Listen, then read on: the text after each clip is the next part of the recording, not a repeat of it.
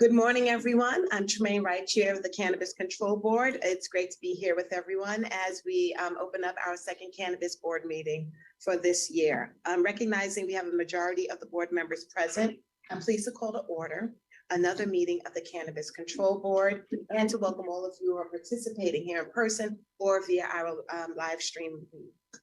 So I'd also like to note that board member Adam Perry is joining remotely from a location open to the public in Buffalo. As always, this meeting will be recorded and the transcript will be available to the public on the Office of Cannabis Management's website, cannabis.ny.gov. Additional information on Cannabis Control Board meetings is also available on the site. Today's agenda will include a welcome and brief remarks from myself, a review and approval of the meeting minutes from the Cannabis Control Board meeting held on January 25th, consideration of a packaging, labeling, marketing, and advertising regulation package, consideration of laboratory testing regulations, consideration of cannabis research regulations. Will be followed by a report from the Office of Cannabis Management's Executive Director, Chris Alexander. Then we'll go into our public comments related to items concerning today's board meeting. And then finally, we will adjourn. So since our last meeting, we've had some notable progression in growing the cannabis industry here in New York State. In February, we saw 2 additional dispensaries open. Union Square Travel Agency in Manhattan, operated by the Doe Fund, and Just Breathe, our first upstate dispensary, located in Binghamton and operated by the Broome County Urban League. So now we have 4 dispensaries open for business.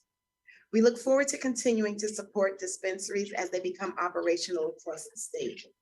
Each new opening represents another step forward in achieving the goals of the Seeding Opportunity Initiative, which is building New York State's cannabis market the right way. So today we'll be considering resolutions on the final packaging, labeling, marketing, and advertising regulations and laboratory testing regulations, as well as proposed regulations related to cannabis research. So now let's move on to the review and approval of the meeting minutes from the January 25th, 2023 Cannabis Control Board meeting. May I please have a motion to consider and approve the January 25th, 2023 board meeting minutes? So moved. So we have 2, Mr. Perry, may I ask you to serve as the second? Second. Any discussion by the board, any members of the board regarding these minutes? Hearing none, I'll call for the vote. All in favor? Aye. Aye. Aye. Aye. So the motion to approve the January 25th, 2023 board meeting minutes carries. Now we're going to turn to our next order of business. May I please have a motion to consider resolution number 2023-0, consideration of packaging, labeling, marketing, and advertising regulations. So moved. Okay, so we have a first, and if we can count Member Garcia as the second. Before we begin this discussion on this resolution, are there any, do we have any recusals? And I'm assuming we do not here. Sorry about that. And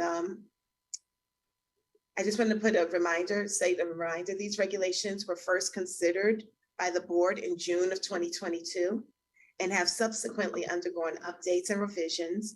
And based on the feedback we obtained during the public comment period, they've been revised and we reissued packaging and labeling regulations in November of 2022. And before us is a motion to consider the final regulations. Once these are approved, the regulations will become effective upon publication of a notice of adoption in the New York State Register. Is there any discussion, questions, or comments by any board members? Hearing none, I'll call for the vote. Dr. Gilbert Jenkins. Approve. Ms. Garcia. Aye. McDaniel. Aye. Mr. Perry. Aye. And I vote in affirmative as well. The motion to approve resolution number 2023-08, consideration of packaging, labeling, marketing, and advertising regulations carries. Next, we're going to move on and to our next order of business. May I please have a motion to consider resolution number 2023-09, consideration of cannabis laboratory testing regulations. I have a motion. So So moved. moved. I heard two motions. May I have someone second? I can be the Second. second. Okay. So it's doubly approved and second, moved and seconded. Thank you. However, let's see. These regulations were also initially considered by the Control Board in June of 2022. And following that meeting, the regulations underwent a series of updates and edits similarly, and feedback was obtained during the public comment period. Revised cannabis laboratory regulations were approved by the board in November of 22, and before us for consideration are the final regulations. Once approved, these regulations will become effective upon publication of a notice of adoption in the New York State Register. Are there any comments, questions, or concerns by any board members? Hearing none, I'll call for the vote. Dr. Gilbert Jenkins, Aye. Ms. Garcia, Aye. Mr. McDaniel, Aye. Mr. Perry. Aye. And I vote in the affirmative as well. The motion to approve resolution number 2023-09, the consideration of cannabis laboratory testing regulations carries. For our next order of business, may I please have a motion to consider resolution number 2023-10, consideration of cannabis research regulations. So moved. And a second? Second. Okay. And to begin this conversation, I'll ask Nicole Quackenbush, OCM's Director of Health and Safety, to provide an overview of the proposed regulations.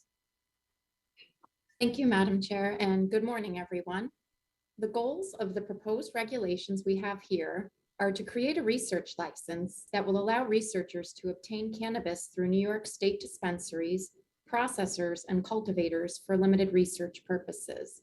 Additionally, to encourage collaborations between New York State license holders, institutions of higher education, and research licensees. A couple of notes regarding this regulation package. Existing licensees, permittees, and registered organizations will not be required to obtain a research license to conduct their own research and development, provided that the research and development falls under the purview of their authorized licensed activity. Additionally, those researchers seeking to use federally sourced cannabis will not be required to obtain the New York State research license. Research is critical to help guide consumers, healthcare providers, regulators, educators, and other key stakeholders in making more informed decisions about cannabis regulation and use. Advancing the science of cannabis will help to dismantle the stigma surrounding cannabis. We encourage the public to review these proposed regulations and to provide comment to the office. Public comments for the proposed regulations can be submitted to the office by emailing our regulations mailbox at regulations@ocm.ny.gov. Thank you, Madam Chair, and I'm happy to answer any questions you may have. Thank you, Nicole. Are there any questions, comments, or discussion from any board members? I would like to bring up a comment.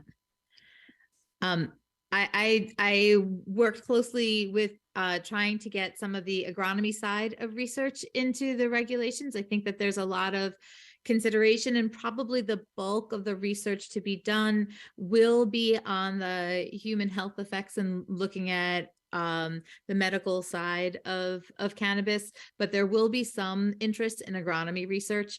And what I've been thinking about lately is the piece on disposal might become problematic, because when we are doing agronomic research or even genetic research on breeding, there's a tremendous amount more material generated. So when we're doing human health research, you're using a much smaller number of plants. You probably only need 10, 15, or 20 plants to conduct a research trial on the health effects. But if we're looking at breeding and agronomic research, you could have an acre, 2 acres, 5 acres worth of crop being generated for that research. And so disposal might be something that we have to think about in a little bit more detail, that simply composting all of the material might become problematic. And so I don't have a resolution to this at the moment, but I just think it's something that we need to think about a little bit more. Any additional comments? Okay. Hearing none, then I'm going to call for the vote on this draft of the regulations. Dr. Gilbert Jenkins, Aye. Ms. Garcia, Aye. Mr. McDaniel, Aye. Mr. Perry. Aye. And I vote in the affirmative as well. The motion to approve resolution number 2023-10, consideration of cannabis research regulations, carries. We'll now hear from the Executive Director of the Office for his Executive Director report. Mr. Alexander. Thank you, Madam Chair. And I'll actually start with our Chief Equity Officer, Damian Fagan, to provide some exciting updates from the office.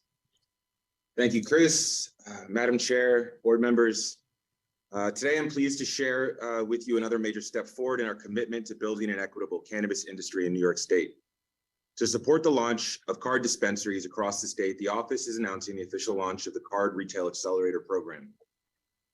This program will engage our retail licensees with an in-depth training, mentorship, and support program that will exclusively focus on how to successfully operationalize a cannabis retail business.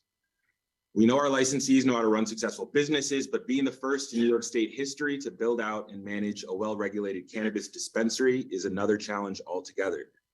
This comprehensive learning experience will include a 20-week online training program supported by one-on-one mentorship and consultation with cannabis industry experts from across the country. Topics covered: fundraising, investor relations, inventory management, pricing, merchandising, and strategies for brand storytelling and digital marketing.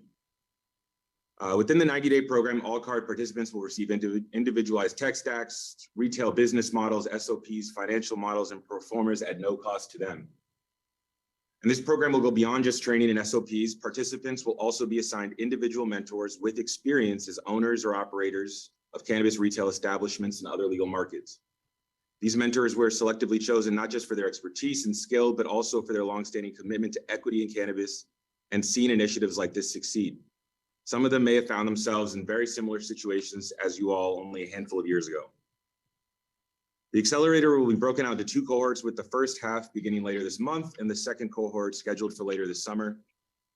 We're eager to begin this journey with our licensees as we continue to realize the ambitious social and economic equity goals outlined in the cannabis law. We hope many of you are able to join us as we kick off the inaugural first cohort of the accelerator program in person on March 17th at Soho Works in Brooklyn.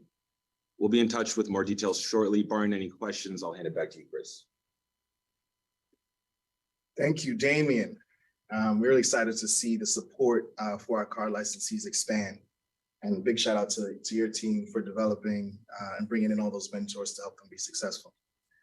So we do have an important update about the card program that I'm very, very excited to share with the public. Our conditional adult use retail dispensary program was originally designed to kickstart our legal cannabis industry by issuing up to 150 licenses across the state. When the application period closed, OCM received over 900 applications for those 150 licenses. As of our January meeting, the control board has provisionally approved 66 card licensees. In December, in light of feedback we received from the applicants, licensees, and the broader cannabis community, we allowed card licensees to use their own resources and bring their own dispensary locations. And we haven't stopped listening. We've heard from our licensees, and many expressed the existence of their own funds to bring their locations into operation. This is incredible news and speaks strongly of our first class of retailers. At the same time, as we've continued to review applications, we found that there's still many qualified individuals who can make the most of this opportunity outside of that initial 150. So in recognition of this strong pool of applicants, the ability of some of these individuals to bring their own locations and for us to stretch the resources further that the state has provided, and our desire to expand the market as quickly as possible, we're excited now, so we're expanding the card program to 300 licensees. It's important to understand that the resources of the fund are not limitless, and under the expansion, the first group of 150 licensees will continue to have access to the fund if they want it. Those who decline will free up resources that will be made available, but not guaranteed, to those in the expanded group of 150 applicants. Equally important is that we're continuing to develop additional programs across all license types to break down barriers to capital.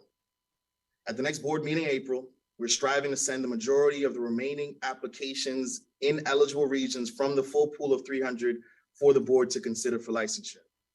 Through this expansion, we will see more dispensaries open across the state, providing more opportunities for residents to purchase safer, legal products which have been tested and passed New York State's stringent health and safety requirements. This is another step forward in ensuring that New York's cannabis industry continues to live up to the ideals outlined in the MRTA. The card licensees will be led by justice-involved individuals across the state as we continue to take important steps toward undoing the harms caused by cannabis prohibition. Any board members like to add any comments regarding this exciting announcement? I have a question. Yes, sir. So if we're doubling the number of licenses to 300, that's an additional 150. How does that relate to these currently enjoined regions? Are all the additional 150 all going to be given the unenjoined regions? Will those be reserved until the litigation is resolved? Give us some detail. Absolutely. Thank you, Board Member Perry, for that important question. As folks can see on the screen, we'll be doing a proportional increase across every region, including the enjoined regions. And so the additional 150 would also be available in the enjoined regions. For example, Western New York will increase from 11 to 22 total licensees at the conclusion of the process. Great.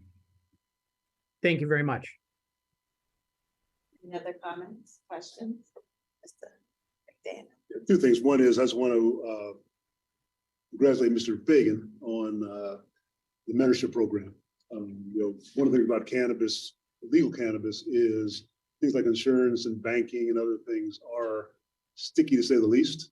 And having a mentorship program to help people navigate those waters, I think would be really helpful to our card licensees. So I really appreciate we're getting that done quickly. And by the time these expanded card licensees get in place, we'll have more resources to get involved. So I think that's fantastic. I also think that when we talk about the card licensees being first to market, we recognize that we have a lot of licensees who have access to resources and are ready to get going. This is a great way to get them moving. Time works against all of our card licensees generally. So I think giving them a head start is a wonderful thing. So I really appreciate that expansion. From the fund perspective, we'll do the best we can to distribute resources and allocate those as best we can, and also support those licensees who may not be in the fund but need some assistance. We'll do that as well. So really excited about this, Chris. I think this is a great move for the office, and will really help our retail business get started here in New York as we proceed through the year. So fantastic. Thank you. All right. I also wanted to share a quick update on the proposed adult use regulation package that was out for comment during our most recent board meeting. These comprehensive regulations represent an important step forward in building New York's equitable cannabis industry. That full package of proposed regulations was approved by the Control Board in November and published in the State Register in December, with a 60-day public comment period that is now concluded. While the regulations were out for public comments, office staff facilitated several informational sessions on the regulations and the public comment process as part of our effort to encourage the public to participate in the regulatory process. In-person sessions were hosted in New York City, Albany, and Binghamton, in addition to 2 virtual sessions live streamed on OCM social media platforms. Through these sessions and the supporting materials developed, staff were able to share the content of the regulations and describe how members of the public could share their thoughts and feedback to help shape the regulations and eventually the cannabis industry in New York State. By the time the comment period closed on February 13th, the office received over 440 unique emails containing a range of comments, some of them up to 30 pages long, which means once we disaggregate, there will be thousands of comments on the regulations that have been put forward. These comments have been sent in by growers, processors, public health, and community-based organizations, as well as elected officials, local governments, and other advocates. These comments address a large range of issues and sections of the proposed regulation package. Our staff has begun the work of reviewing these comments and to start the process of analyzing and categorizing this feedback. Based on the very, very preliminary review, we've begun to identify some key themes among the feedback, including the need for us to provide further clarification on certain definitions of terms, clarifying certain qualifications for social and economic equity applicants, providing procedures to promote diversity in all levels of adult use and medical licensing, providing feedback on cultivator and nursery operations and tier levels, allowing sampling of nominal value and expanding merchandising and customer-facing licensees, clarifying sustainability standards, including lighting, recycling, and composting, and many, many more. We look forward to continuing this process and sharing the final assessment of public comment with the control board and the public in the coming weeks. I think that's it, Madam Chair. Thank you and the control board members for your continued work and your leadership. If you have any questions on the reg process, I'll be happy to address them. Comments, questions, concerns from the members? Daniel? Another question is from a timing perspective, and I clicked on the link, so I know it's a lot. Yeah. Do you have some sense of how soon we'll be able to get through those comments and come back with another draft? Well, the office is working hard on this. I mean, after this, due to the volume of comments and our particularly, strong effort to bring in more comments and more engagement, we do anticipate it will take at least 60 days for us to really go through this. So we're hopeful to bring the regulations back to the board at probably a May or some odd meeting for consideration.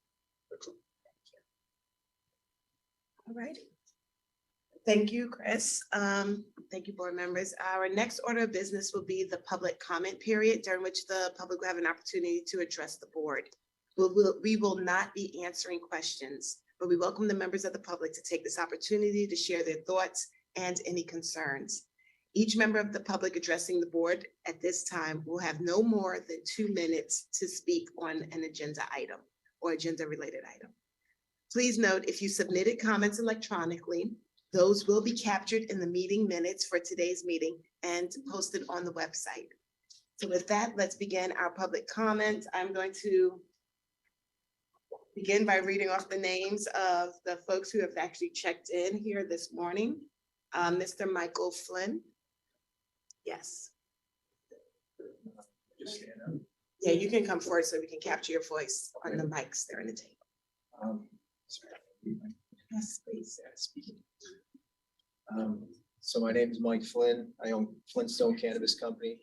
It's a 13,000 square foot cannabis dispensary in Syracuse, New York. It's been built out and ready to open since April 1st, 2022. I'm a card applicant that's been affected by the court injunction. I'd like to know if the 5 regions affected by the injunction are still eligible for general licensing at the same time as the rest of the state, or should we be expecting delays in our area with general licensing as well because of this injunction? So I, along with everyone in the 5 regions, would like to see a solid timeline for the general licensing as well as the card licensing, so we can further plan. Also, I've noticed on the OCM website that you've reduced it down to, you reduced the licenses down to 3 categories.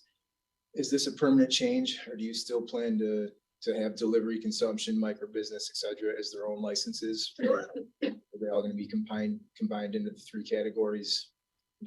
Thank you. Okay. And while we're not answering those questions, notes are being taken and information will be provided from the office to answer those concerns. Okay, thank you. Matthew Robinson. Good morning, Matthew Robinson. I'm a licensee that's been approved. I just want to say congratulations and thank you for the development about the new program. That's a great program. It's going to be needed. There's a lot of stuff that we don't know as a licensee as far as tax rules and stuff like that, that we can't do in this industry, like in our other businesses. And I think explaining that and teaching us exactly what we can and can't do in the tax portion of it is very important. Also, I just want to say the excise tax on the THC content is very imposing and should definitely be considered or reconsidered. And that's really about it. Thanks for having me here. Thank you. There are a list of other names here. I don't think any of them have signed in, but I'm going to read through it. If you hear your name, please just signal so that we can call you to the mic. Wow. Now we have some other folks, sorry. Mayank Kapoor, please. Followed after Mayank, it will be Cheryl Murray Powell. Good morning, guys. Good morning. How you doing? Comment that I wanted to make was, as you guys increase the number of licenses, when somebody's starting to look for real estate in those regions, is there should be a way for them to look up where somebody else is already trying to get a site approved, so that they're not, looking right next door or down the block. And secondly was, I didn't expect it to come up. I had it ready, but then I was like, they're not gonna call me tonight. Besides that was just, help with knowing when counties are opting in. So if you're in a region where counties are opted out, they plan to opt in. I know the OCM has advance notice sometimes of who's planning to come back in. Is there a way for us to know who's coming back in so we can kind of plan and strategize accordingly? That's it. Thank you, guys. Madam And- Chairman, not to interrupt the flow, but I just had a quick comment, not an answer to that question. May I make a very brief comment? Yes. The State Liquor Authority has something called the LAMP, which is a tool where you can go on the State Liquor Authority website and see the exact kind of information the gentleman just referenced. So I know that at some point staff had started to look at that, but it just seems to me that in order to improve the ability of, individual entrepreneurs and those who want to participate in this market, that I don't understand why we don't have an identical tool just building on those. So we know, and when an application comes in, it'll be posted, other entrepreneurs that want to look can then say, there's already 2 other people applying for this vicinity, I want to go somewhere else.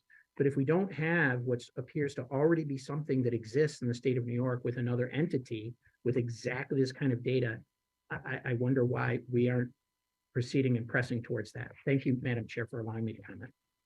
Thank you. Sorry, Cheryl, please. Good morning, Cheryl Murray Powell Esquire. I'm a cannabis agricultural dietary supplement and trade attorney.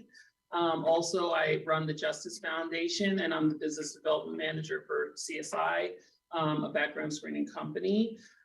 With that said, first of all, I want to commend the board for adapting and making change based on new information being provided. That is a sign of great leadership. I think this is the change that was just announced by Executive Director Alexander with doubling the number of licenses is a victory for all of our card applicants who took the time to fill out their applications. Many of them had to overcome post-traumatic stress disorder in order to return to the same courts where they were convicted to request their certificates of disposition. In our service center in Harlem, we had people coming in day after day after day to complete their applications. So this is a huge victory for our legacy community, for our justice-involved community. And we appreciate that you are not steadfast in going in a direction that proves that it will not necessarily create a robust, high-performing, inclusive industry. That's what we all want as a single unified cannabis community. So thank you so much for your leadership, and know that you are partnered with the Justice Foundation and the Unified Legacy Operators Council. Thank you. Thank you. Jessica Nascent will be followed by Mark Robinson.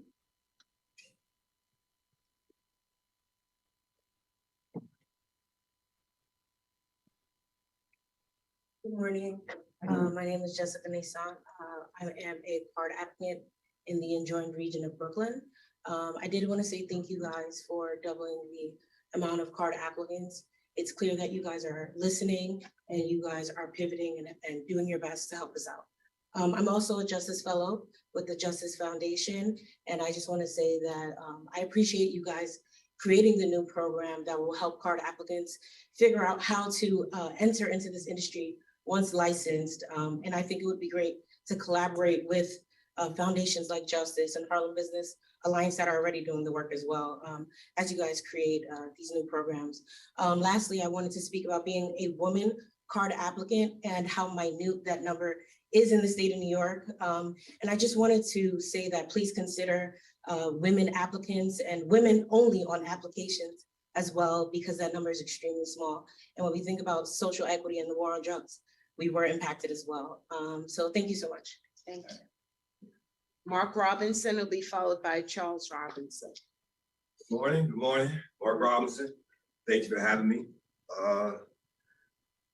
on a topic where Christopher spoke about, that's great, because when my family put in the car applicant license, we have property, we in the real estate, we have property in the commercial district, you know what I'm saying, in the neighborhood that was over police, you know what I'm saying, through the war on cannabis, through the rubrics that the regulators who will be making the decisions and who will be the first car advocates that said they would look at.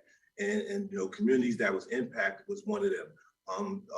Families that was impacted was one of them. Not only was the business model was there, you know, we have the business model because we're in real estate. The reason why we didn't put the commercial property that we have, because it was said that, you know, the regulations and everything that we would have to go through the municipalities to make sure that the zoning is everything, that car or that we would make sure that it would be set up. So that would be one problem that was less, because we know navigating through certain policies in the city and in the county to actually have a cannabis dispensary in certain areas, it will be hard work. So by us applying for CAR and the state saying, hey, we're gonna take care of all this. We gotta make sure that you set up in a location where you don't have to worry about the municipalities and everything. So it was a lot. And then when it came to find out, they say, hey, listen, you are able to go to where you already have property, where you already have established business. I mean, it didn't, you know, it was like, you know, not only one license, we applied for two, but it was just that it was, you know, the way that it was rolled out, it was like, yo, listen, we're gonna set everything up. We're gonna give you a turnkey, we're gonna give you a long-term lease. We're gonna make sure we set up all the, and you're doing that. You're actually doing that. Today's announcement was beautiful, but I'm only saying maybe, and a lot of lawyers was involved, even though you said, you know, this process is so simple, you don't need a lawyer. Being legacy, I know I'm not gonna stand in front of a judge without a lawyer, somebody to represent me, because that's what they know. So, you know what I'm saying, we racking up enormous attorney fees, you know what I'm saying, on top of everything else. And it's just that I am grateful that New York State is just not rushing into this and making sure that it's equity through what MRTA has said, to make those that was impacted, communities that was devastated, the first that align to this industry. And I thank you. Thank you, Mr. Robinson. Mr. Charles Robinson, and then we'll hear from Rushia Shah. First of all, great news. I was almost discouraged about coming down here today. You know, I was kind of feeling some type of way because of the energy that I put into this so far, and then to be discouraged and not actually receive a license so far. But today I seen something I didn't see before. First of all, I'd like to, everybody that's in this room right now, you know, you're taking the time out from your busy life to come down here because you want to be a part of something. And me, as a carpenter by trade, I understand the importance of a foundation. And what I see right now in this room, everybody, is the foundation that's going to take place in order to make this happen tomorrow. So just seeing that, it's upping my energy level even a little more to actually understand where we're going from this day forward with this. As a person who lived through, and as a young man, and seeing how when they legalized numbers and how it affected my community, and the actual economic impact that it took from my community. You know, my community is dead right now, literally because of New York State.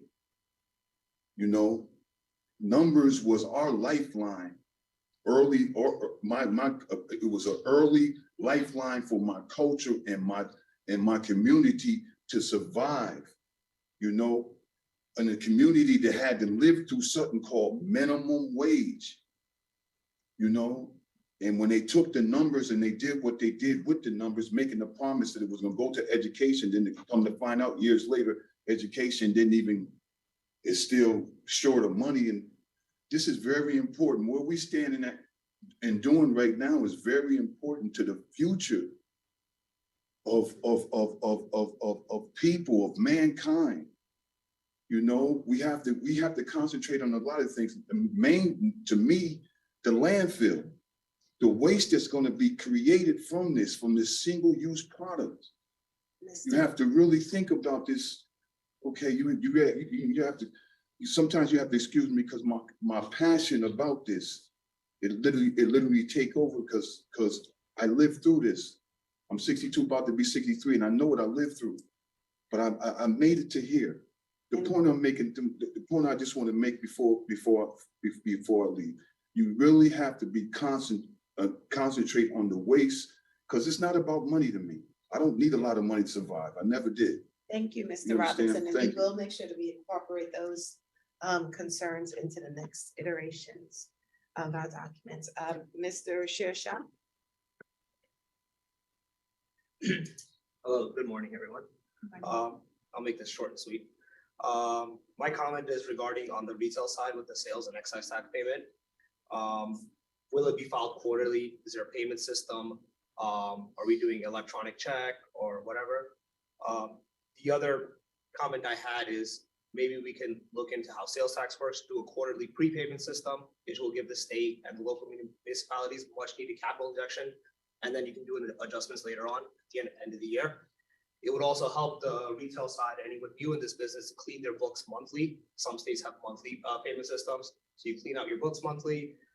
It avoids the card applicants or anybody else who's new to this to penalties, fines. Thank you.